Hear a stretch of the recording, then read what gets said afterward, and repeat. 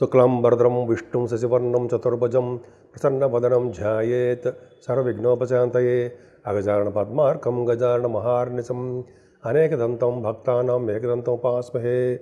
ఓం గం గణపతయే నమః. ఓం శ్రీమాత్రే నమః. ఓం శ్రీ గురుభ్యో నమః. నేను మీ వాడరేవు ఆదినారాయణరావు శర్మ. మీకు నా వీడియోస్ నచ్చితే చేయాలనుకుంటున్నాను. నచ్చితే లైక్ చేయండి, అలాగే షేర్ చేయండి, వీలుంటే సబ్స్క్రైబ్ కూడా చేయండి. మన వీడియోస్ అందరికీ కనిపిస్తూ ఉంటాయి. సో ఈ విధంగా 1 జూన్ నుంచి 15 జూన్ వరకు కూడా ఇప్పుడు మనం తెలుసుకోబోతున్నామండి. అంటే 1 జూన్ 2025, 15th జూన్ 2025, 15 డేస్ యొక్క ఈ ప్రభావం జూన్లో గ్రహాల యొక్క ప్రభావం ఎలా ఉండబోతోందో ఇప్పుడు మనం తెలుసుకుందాం. మకర రాశి వారికి ఈ వారం మొత్తం కూడా 15 రోజులు మంచి కాలమేనండి. ఫైనాన్షియల్ స్టేటస్ ఏమాత్రం తగ్గదు. పైగా కుజ గురులు కూడా మీ ద్వితీయ భావాన్ని చూస్తున్నారు. చూడడం వల్ల ఫైనాన్షియల్ స్టేటస్ పెరగడము, అంటే ఆర్థికంగా నిలదొక్కోవడము, ధనప్రాప్తి కలగడము, అంతేకాకుండా కుటుంబంలో సఖ్యత అనురాగము ఎక్కువ ఉండడము, సకాలంలో భోజన వసతులు కలగడము, ఇవన్నీ చాలా బాగున్నాయండి. చాలా అద్భుతంగా ఉన్నాయి.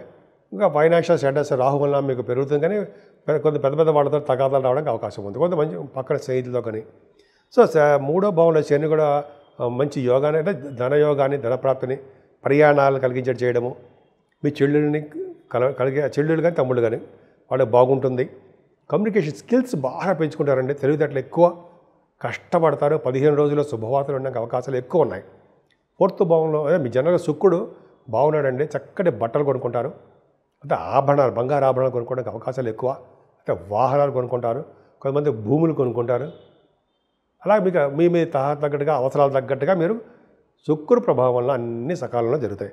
తల్లిగారికి ఆరోగ్య పరిస్థితి, విద్యలో అభివృద్ధి ఖచ్చితంగా ఉండి తీరుతాయి. ముఖ్యంగా సంగీతం, వాయిద్య కళాకారులకి, మ్యూజిక్ డైరెక్టర్స్కి అంటాం కదా, వీళ్ళందరికీ శుక్రుడు ప్రభావం వల్ల మంచి యోగ్యత కలిగి ఉంది. పైగా 6వ భావంలో రవి బుధులు ఉన్నారు కదండి. భయమేలా? 6వ భావం పంచమస్థానంలో రవి బుధులు ఉంటే, జనరల్గా పంచమస్థానంలో మన జాతకాల్లో కూడా రవి బుధులు ఉన్నా దీర్ఘాయుష్యవంతులైనటువంటి పుత్ర సంతాన జననం కలుగుతారు అని శాస్త్రంలో ఉందండి. అవి ఇప్పుడు పంచభావం ఇప్పుడు మనం గోచారం చెప్పుకుంటాం కాబట్టి కొడుకుల వలన ధనప్రాప్తి, కుమార్తెల వలన కొడుకుల వలన ధనప్రాప్తి కలుగుతుందంటాము. అలాగే సినిమా రంగం, టెలివిజన్ రంగంలో అదృష్టం తోడవుతుందంటూ ఉంటాం. నృత్య కళాకారులకి, అలాగే గాయకులకి, మ్యూజిక్ కంపోజర్ చేసేవారికి, వాళ్ళందరూ కూడా మంచి యోగం అనే రఘుబుధులు కదండి, బాగా మంచి యోగాన్ని ఇస్తారు. పంచమస్తల రఘుబుధులే పొలిటికల్ రంగంలో పదవులు కూడా ఇస్తారు, గాయత్రి మంత్ర సిద్ధిని ఇస్తారు. ఇలా చెప్పుకుంటే చాలా ఉందండి. ఏదేమైనా మకర రాశి వాళ్ళకి 6వ భావంలో బుధగురులు మంచి చేస్తారు ఉంటాయి. అంటే కోర్టు సంబంధించిన, లా రిలేటెడ్ సంబంధించిన విషయాల్లో మిమ్మల్ని సక్సెస్ అయ్యేట్టుగా, ఫేవరబుల్ రిజల్ట్స్ వచ్చేట్టుగా ఆ భగవంతుడు మిమ్మల్ని మంచి దారిలో నడిపించే అవకాశం ఉంది కొంతమందికి.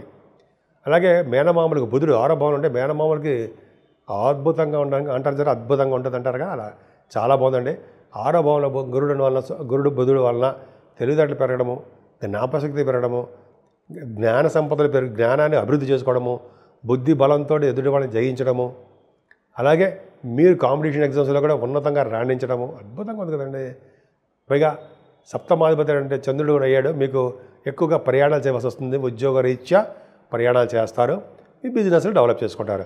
ఏదైనా అష్టమ స్థానంలో కుజుడితో కలిసిన కేతువు, రావు కేతువులు కూడా కాలసర్దోషంలో కేతువు అష్టమస్థలో ఉండడం వలన మకర రాశి వాళ్ళకి ప్రమాదాలు జరగడానికి అవకాశాలు ఉన్నాయి. అంటే నిజంగా జరిగిపోతాయండి అందరికీ? అలా కాదు, అందరికీ ఏం కాదు. ఇది తెలుసుకోవడం వరకు మాత్రమే మేము చెప్తూ ఉంటాం. నిజంగా రియల్గా జరగాలంటే మీ జాతకాల్లో ఆ టైం రావాలి. అదే అందరికీ యాక్సిడెంట్ జరిగిపోతుందంటే ఇంకా భూమి మీద ఉంటాడండి? అలా కాదు. మకర రాశి వాళ్ళకి చెప్పదగ్గ సూచన మాత్రమే. అంటే యాక్సిడెంట్ జరగడానికి అవకాశం ఉంది, కొంచెం జాగ్రత్తగా ఉండండి. నడుస్తూ పడిపోవడమో అది కూడా చాలా ఇబ్బంది కదండి. అయితే నడుస్తూ ఎవడో సైకిల్తో మనం కుదరడమో, అలా చిన్నవి ఉంటాయి తప్ప విపరీతంగా మరణానికి సంబంధించిన ఏమి ఉండవు, భయపడకండి. కానీ భాగ్యస్థానం కూడా చూసుకుంటే భాగ్యం కూడా వృత్తి కాదండి. చదువులో కూడా ఆటంకాలు ఎదురవుతూనే ఉంటాయి. విదేశాల ప్రోగ్రెస్ పెట్టుకుంటారు, విదేశాలు కూడా వెళ్ళలేకపోతుంటారు. చదువు రీత్యా ఏదో ఆటంకాలు, మీకు కోరుకున్న యూనివర్సిటీస్లో రాలేకపోవడం సీటు, ఇలా కొన్ని ఉంటాయండి. మీ అనుకున్న ఇన్స్టిట్యూషన్స్లో ఉద్యోగాలు రాలేకపోవడము, లేట్ అయిపోతూ అంటే జనరల్గా ఉద్యోగం కాదు బిజినెస్లో లేట్ అవ్వడానికి అవకాశం ఉంది. అయినా ప్రొఫెషనల్గా థ్రిల్లింగ్ చాలా బాగుంటుందండి మీకు. అంటే ఉద్యోగపరంగా మీకు ఐశ్వర్యము ఆశ్చర్యము రెండు కలుగుతాయండి. ఆశ్చర్యం కలిగి ఐశ్వర్యం కలుగుతుంది. అంటే నాకు ఉద్యోగం వచ్చింది అనుకుంటాం కదా, బ్యాంకింగ్ రంగంలోనూ, విద్యా సంస్థల్లోనూ, ప్రొఫెసర్స్ గాను, అలాగే అడ్వకేట్స్ గాను చాలా ఉద్యోగ భద్రత ఉందండి.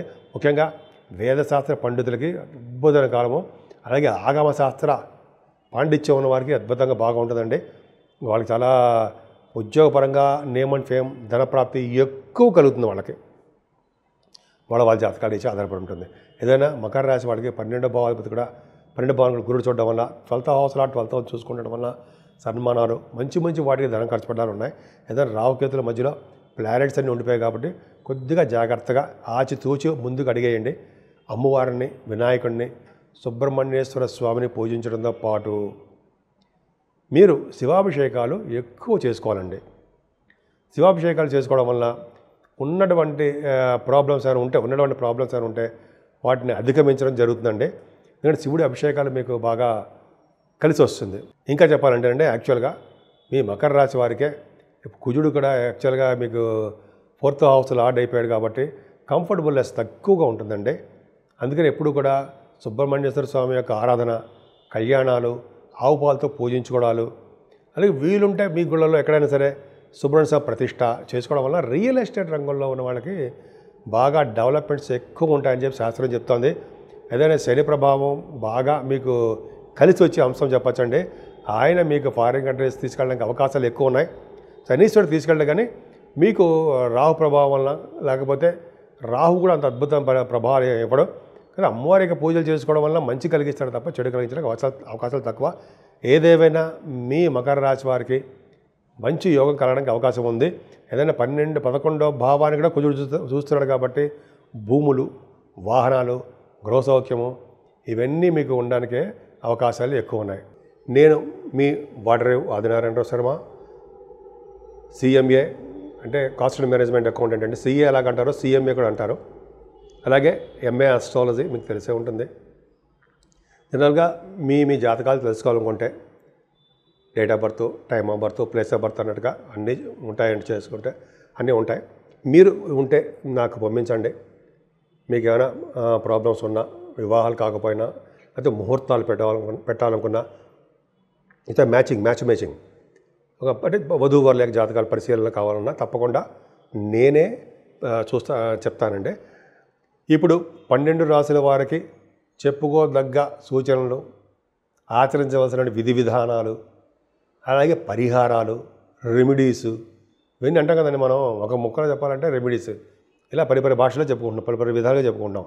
ఏం లేదండి, మేషరాశి నుంచి మీనరాశి వారు కూడా అన్ని గ్రహాలు కూడా దిగ్బంధంలో ఉండిపోయాయి. అంటే రాహుకేతుల మధ్యలో సవ్యకాల సర్పదోషంలో ఉండిపోయాయి ప్లానెట్స్ అన్నీ కూడా. సో ఇలా ఉంటే ఏంటి అంటే, ఇలా ఉంటేనంటే మనం ఎంత కష్టపడ్డా కూడా మనం ముందుకు వెళ్ళలేకపోతూ ఉంటాం. మనకి గుర్తింపు కానీ గౌరవం కానీ దక్కదు. కొంతమందికి అయితే అనారోగ్య సమస్యలు వచ్చేసి హాస్పిటలైజేషన్ అయిపోతూ ఉంటారు. కొంతమంది పొలిటికల్ రంగంలో ఉన్నారనుకోండి, వాళ్ళకి పదవులు రాక ఎదుటి వాళ్ళ చేత తిట్లు, ఎదుటి వాళ్ళ చేత ఏదో విమర్శలు చేసుకుంటూ, రాజకీయ రంగంలో వాళ్ళకి కాదండి, అందరికీ కూడా. ఎందుకంటే మనకి టైం బాగున్నప్పుడు అలాగ ఉంటుంది అంటాం కదా. సో ఇవన్నీ చిన్న ప్రాబ్లమ్స్ ఉన్నాయండి. ముఖ్యంగా రాహుకేతుల వలన, శనైశ్వరుని వలన కొంతమందికి, కొన్ని రాసుల వాళ్ళకి దోషాలు ఉన్నాయి.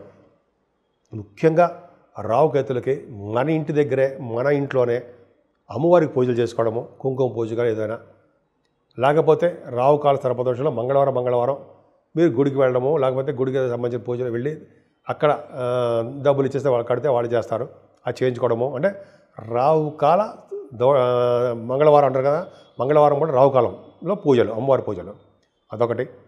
అలాగే పౌర్ణమి పూట కానీ, అమావాస్య పూటలు కానీ అమ్మవారికి మనము ఏమంటారంటే చండీ హోమం అంటారు కదా, బాగా చేయించుకోవడం వలన, అలాగే సుబ్రహ్మణ్యేశ్వర స్వామి అధికంగా పూజించడం వలన మీరు బాగా రియల్ ఎస్టేట్ రంగంలో దూసుకుపోతారు.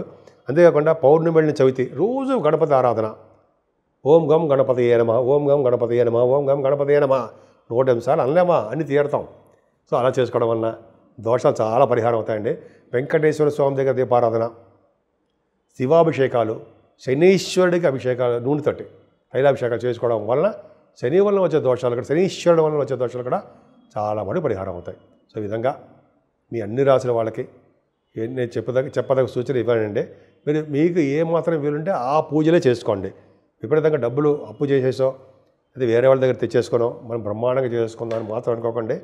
స్వామివారికి మనస్ఫూర్తిగా ఎవరు పూజ చేస్తారో వాళ్ళకే మంచి ఫలితాలు దక్కుతాయని శాస్త్రం కూడా చెప్తాను. సో ఈ విధంగా మీ రాశులలో అందరికీ బాగుండాలని, విధి విధానాలతో మీరు వృద్ధిలోకి రావాలని నేను మనస్ఫూర్తిగా కోరుకుంటున్నాను.